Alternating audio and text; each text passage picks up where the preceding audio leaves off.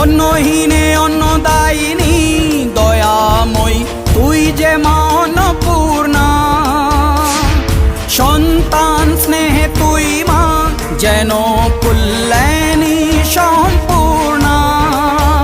তোর কথা যেন মন্ত্রোচ্চারণ, বজ্র সম কঠিন অনুশাসন। ধৈর্যেশ্বর বংশহা পৃথিবী, ধর্ম ও ন্যায়ের প্রতিচ্ছবি।